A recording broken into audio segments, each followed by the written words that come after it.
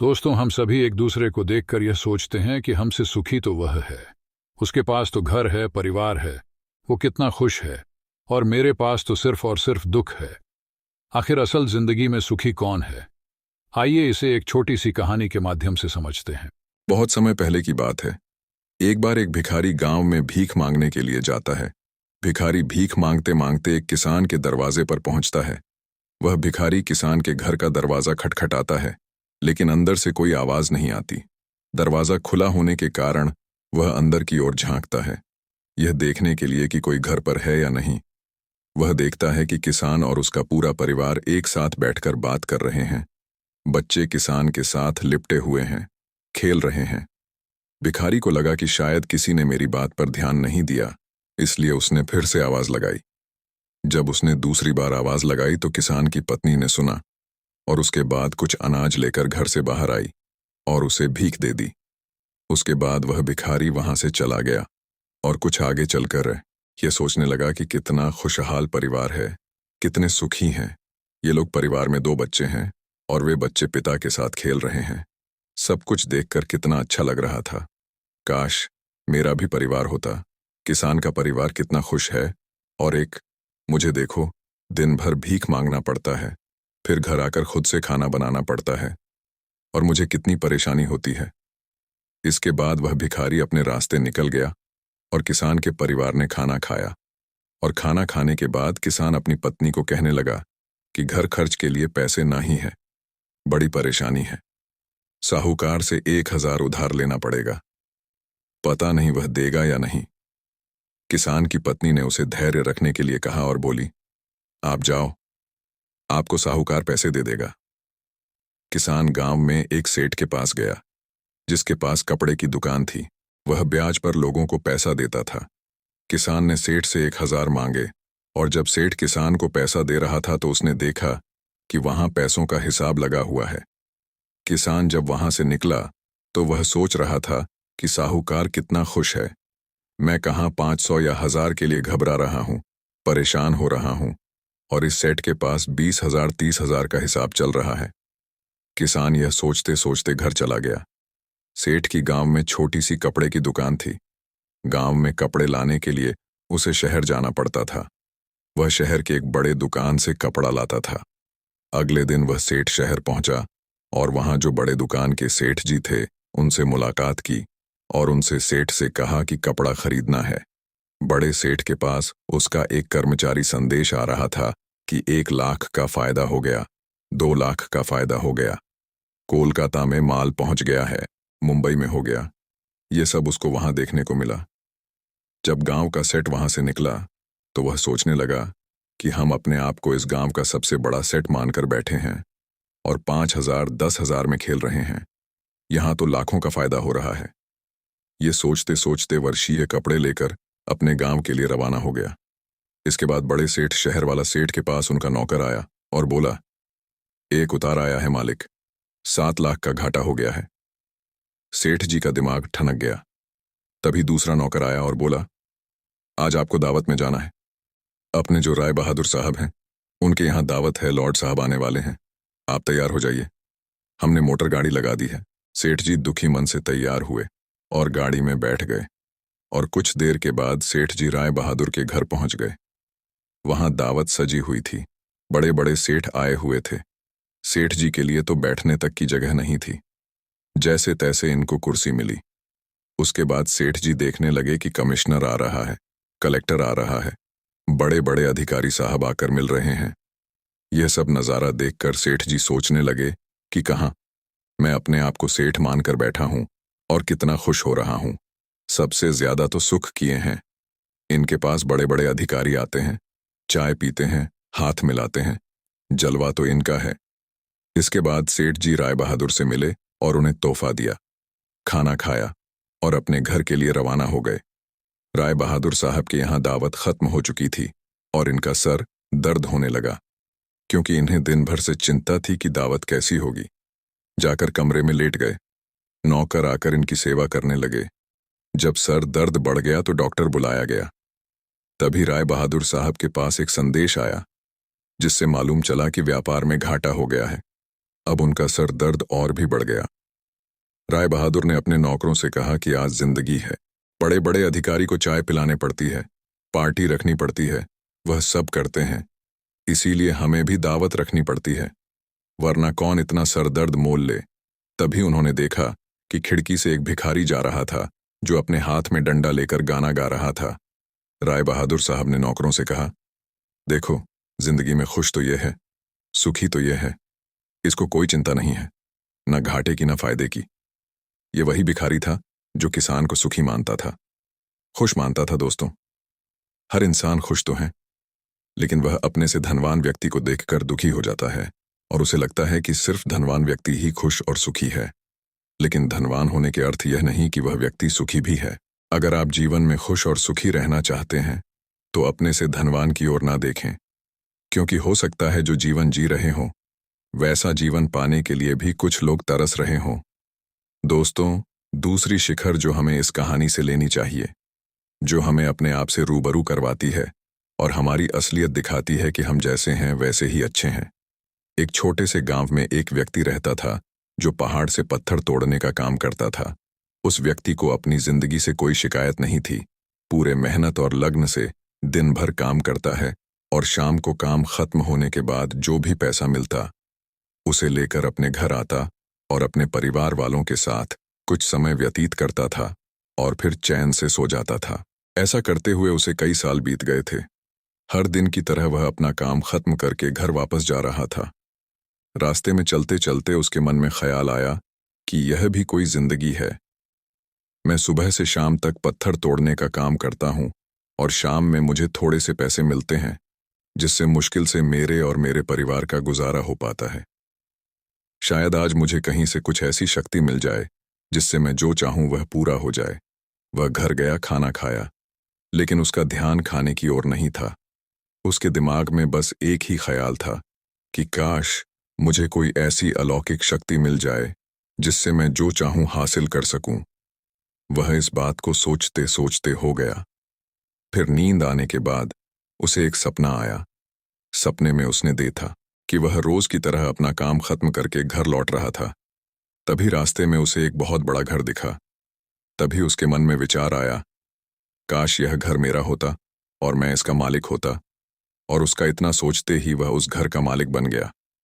उसको यकीन ही नहीं हो रहा था कि उसने जो सोचा वह पूरा हो गया, लेकिन उसकी खुशी अधिक देर तक नहीं टिक पाई। अचानक से एक शोर सुनाई दिया। उसने देखा कि उसके घर के बाहर से एक रैली निकाल रही है, जिसमें बीचों बीच एक राजनीति है। उसे देखकर वहां खड़े लोग उसके नाम के नारे लगा रहे थे और सब उसको देखने के लिए तड़प रहे थे। तब उसको यह एहसास हुआ कि मैं कितना छोटा हूं, मेरा तो कोई अस्तित्व ही नहीं है। इस राजनेता के समक्ष काश मैं एक राजनेता होता और मेरे पास इतनी क्षमता होती है। उसके इतना सोचने की देर थी कि वह राजनेता बन गया। उसके खुशी का ठिकाना नहीं रहा, क्योंकि उसके पास हजारों लोगों की भीड़ थी और सब उसको देखने के लिए तरस रहे थे। लेकिन उसकी खुशी भी ज्यादा देर भी टिक नहीं पाई, क्योंकि धूप बहुत ही तेज थी और उस राजनेता को इतनी धूप में खड़े रहने की आदत नहीं थी। उसे चक्कर आया और वह बेहोश हो गया। फिर उसे एहसास हुआ कि यह राजनेता सबसे ताकतवर नहीं है। यह जो सूरज है, यह सबसे ताकतवर है। उसके मन में आया कि काश मैं सूरज होता, मेरे आगे कोई टिक नहीं पाता। उसको इतना सोचने की देर थी और वह सूरज बन गया। वह खुशी से पागल हो गया। पूरी दुनिया को यही रोशन कर रहा था। दुनिया में ऐसा कोई इंसान नहीं था जो उसकी रोशनी को रोक सके। लेकिन उसकी यह खुशी भी टिक नहीं पाई, क्योंकि कुछ ही समय बाद आसमान में काले बादल आए और रोशनी को रोक दिया। फिर उसको एहसास हुआ कि कोई है जो मेरी रोशनी को भी कोई रोक सकता है। उसके मन में यह ख्याल आया कि काश मैं बादल होता, और वह बादल बन गया। उसको ऐसा लग रहा था कि वह आसमान में उड़ रहा है और वह जहां चाहे वहां जा सकता है। लेकिन कुछ देर बाद एक हवा का झोंका आया जो उसे उड़ा ले गया।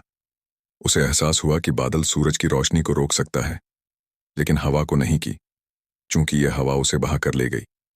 फिर उसके मन में यह विचार आया कि काश मैं हवा होता, और वह हवा बन गया। हवा बनने के बाद उसने अपने अंदर एक अलग सी ऊर्जा महसूस की और सोचा कि मैं जिसको चाहे उसे उठाकर ले जा सकता हूं। उसको यह विश्वास होने ही वाला था कि इस दुनिया में सबसे ताकतवर मैं हूं, लेकिन तभी उसके सामने एक पहाड़ आया। उसने पूरी ताकत लगा दी, लेकिन उस पहाड़ को नहीं हिला सका। उसको यह एहसास हुआ कि कोई है जो हवा से ज्यादा शक्तिशाली है, जिसमें हवा को रोकने का भी दम है। उसके मन में यह ख्याल आया कि काश में पहाड़ होता, और वह पहाड़ बन गया। लेकिन हर बार की तरह उसकी खुशी ज्यादा देर तक नहीं टिक पाई। एक जानी पहचानी आवाज सुनाई दी, और साथ ही साथ उसको दर्द होने लगा, जैसे कि कोई है जो उसे तोड़ रहा है, मार रहा है। तब वह दर्द से चीखने लगा, और उसके मन में आया, मैं वह बन जाऊं जो पहाड़ को तोड़ने का दम रखता है। लेकिन इस बार उसकी ख्वाहिश पूरी नहीं हुई। वह चीखने लगा, चिल्लाने लगा, अपनी पूरी ताकत लगा दी, लेकिन इस बार वह नहीं बन पाया। उसका दर्द बढ़ता ही चला जा रहा था। उस दर्द के कारण उसकी नींद खुली तो उसके सामने एक शीशा था। उस शीशे में खुद को देखा तो समझ आया कि मैं वह क्यों नहीं बन पा रहा था जो बनना चाह रहा था, क्योंकि कि असलियत में मैं वही हूं। दोस्तों, किसी से कुछ सीखना अच्छी बात है, लेकिन अपना अस्तित्व को भुलाकर किसी और के अस्तित्व को अपना लेना खुद का एवं साथ ही उस ईश्वर रूपी कारीगर का भी अपमान करना होता है, जिसे आपको सबसे अलग बनाया है। हम भूल जाते हैं कि हम सभी में एक ऐसी खासियत होती है जो हम सबको खास बनती है। बस उसे हमें खुद के अंदर तलाश करना होता है। इसीलिए आप जैसे भी हैं, आप अच्छे हैं। आपको किसी के भी जैसा बनने की कोई जरूरत नहीं है। आप जैसे भी हैं सर्वश्रेष्ठ हैं। अगर आपको कुछ बनना है तो अपने आप को पहचाने, अपनी क्षमताओं को पहचाने और अपना श्रेष्ठ संस्करण बने। और थी छड़ी सिख जो हमें इस कहानी से सीखनी चाहिए। एक गांव में एक राजा था जिसने अपने जीवन काल में कई लड़ाइयां जीती और काफी हद तक अपने साम्राज्य का विस्तार किया था। क्योंकि समय के साथ राजा की सूझबूझ और साहस के कारण साम्राज्य बढ़ता गया। राजा या तो अपने शत्रुओं को परास्त करके वहां अपने साम्राज्य का झंडा गाड़ देता था, या फिर शत्रु उसके सामने आत्मसमर्पण कर देता था। साम्राज्य के अंदर भी सुख और शांति का माहौल था। लोग बिना किसी डर के खुशी से रहते थे। इसी तरह उनका जीवन अब 56 वर्ष का हो गया था। राजा बहुत खुशी और धूमधाम के साथ रहता था, लेकिन अब वह वयस्क हो चुका था। उसका एक ही बेटा था, जिसकी उम्र सिर्फ 16 साल की थी। राजा जानते थे कि इतने बड़े साम्राज्य पर शासन करने के लिए उम्र से ज्यादा समझदारी और कुछ महत्वपूर्ण बातें मायने रखती है। जो इन बातों को अपना लेता है, वह इतने बड़े साम्राज्य पर आसानी से शासन कर सकता है। तभी एक दिन राजा ने अपने बेटे को अपने कक्ष में बुलाया और कहा कि सुनो बेटा, ऐसा नहीं होता। इससे कोई फर्क नहीं पड़ता कि आप 16 साल के हैं या 56 साल की दुनिया आपकी हैसियत के मुताबिक आपकी इज्जत करेगी। हर कोई चाहता है कि लोग उसकी इज्जत करें, उसे मजबूत समझें, लेकिन यह इतना आसान नहीं है। अगर आप चाहते हैं कि लोग आपका सम्मान करें, तो सबसे पहले यह याद रखें, कभी भी किसी से आपका खुद का सम्मान करने के लिए न कहीं किसी से सम्मान की भीख न मांगे। यह कमजोरी की निशानी है, क्योंकि सम्मान लोगों के लिए एक शक्ति है। आप बने इतना अनमोल और शक्तिशाली ताकि उन्हें आपका सम्मान करना पड़े। क्या आप जानते हैं लोग समुद्र का सम्मान क्यों करते हैं? क्योंकि वह किसी को भी उसका सम्मान करने के लिए नहीं कहता है। समुद्र की शक्ति से प्रभावित लोग उसका सम्मान करते हैं, क्योंकि वह शक्तिशाली है। लोगों के मन में समुद्र के प्रति सम्मान के अलावा आपके पास उस तरह की ताकत बनने का कोई और तरीका नहीं है, ताकि लोगों को किसी भी स्थिति में आपका सम्मान करना पड़े। इसके लिए आप स्वयं को जीवन के हर पहलू में मजबूत और शक्तिशाली बनाएं। अपना वादा हमेशा पूरा करें। इससे आपको स्वचालित रूप से सम्मान मिलेगा। साथ ही दयालु बने और दूसरों का भी सम्मान करें। याद रखें कि हमेशा दूसरों से सीखते रहे। कुछ ना कुछ घटित होता रहता है। आप कभी भी सब कुछ नहीं जान सकते। जीवन की वास्तविक शिक्षा भी वास्तविक जीवन से ही मिलती है। युवावस्था में आप जितनी अधिक चुनौतियों का सामना करेंगे, आप उतने ही अधिक मजबूत बनेंगे।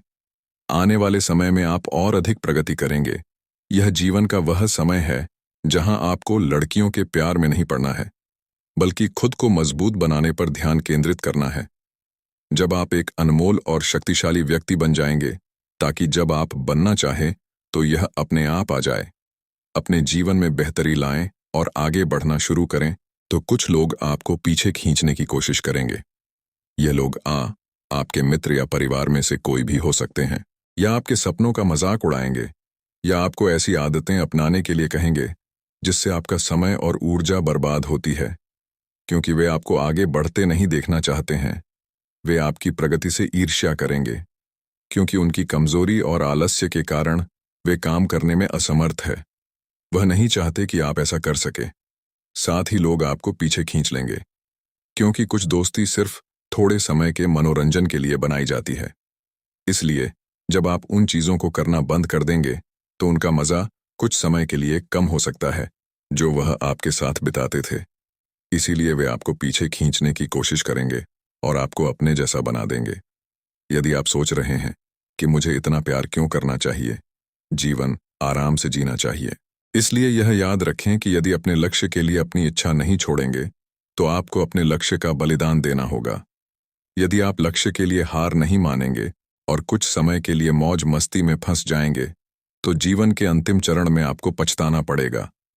राजा ने अपने बेटे से आगे कहा, जब आप लक्ष्य के लिए काम करना शुरू करेंगे तो आपको ऐसे नए लोग मिलेंगे जो आपको समझेंगे और आपको आगे बढ़ने में मदद करने के लिए तैयार होंगे। इसलिए उन लोगों को प्राथमिकता देना शुरू करें जो आपके मूल्यों और लक्ष्यों के साथ संरेखित बस लोगों से दूर हो जाएं, जो आपको रोक रहे हैं, और उनके साथ रहकर आपका भविष्य अद्भुत हो। बुरे लोग आपके परिवार के सदस्य और दोस्त भी हो सकते हैं, इसलिए उनसे दूर से ही प्यार करें और अपना प्यार रखें। लक्ष्य पहले, इसके लिए आपको सफल आदतें अपनानी होंगी। कई बार आपको दूसरी जगह जाकर रहना पड़ता है। आपको भी अकेलापन महसूस हो सकता है, लेकिन यह बुरा नहीं है। कुछ समय अकेले रहे अच्छा है, क्योंकि इससे यह समझने में मदद मिलती है कि आप वास्तव में कौन हैं और आप जीवन में क्या हासिल करना चाहते हैं। दोस्तों, ये कहानी हमें सिखाती है कि हर इंसान खुश तो है, लेकिन वह अपने से धनवान व्यक्ति को देखकर दुखी हो जाता है और उसे लगता है कि सिर्फ धनवान व्यक्ति ही खुश और सुखी है। लेकिन धनवान होने के अर्थ यह नहीं कि वह व्यक्ति सुखी भी है। अगर आप जीवन में खुश और सुखी रहना चाहते हैं तो अपने से धनवान की ओर न देखें, क्योंकि हो सकता है जो जीवन जी रहे हो वैसा जीवन पाने के लिए भी कुछ लोग तरस रहे हो। तो अब आपको जवाब मिल गया होगा कि जीवन में हर इंसान सुखी है जो अपने से ऊंचे धनवान व्यक्ति की ओर नहीं देखता। हमारे अंदर क्या खूबी है, क्या विशेषता है, यह हम कभी समझ ही नहीं पाते हैं। आज जिसको देखो वह किसी और के जैसा बनना चाहता है, वह किसी और की जिंदगी जीना चाहिए आता है। हर किसी की जिंदगी की एक अलग ही खासियत होती है, बस उसको समझने की और अपनी क्षमताओं को पहचानने की जरूरत होती है। जिस दिन आप अपनी क्षमताओं को समझ जाएंगे, उस दिन से आपके अंदर से किसी और के जैसा बनने का या किसी और का जीवन जीने का जो जिद है वह हमेशा के लिए खत्म हो जाएगा और आप अपने जीवन को अच्छे से जी पाएंगे। तो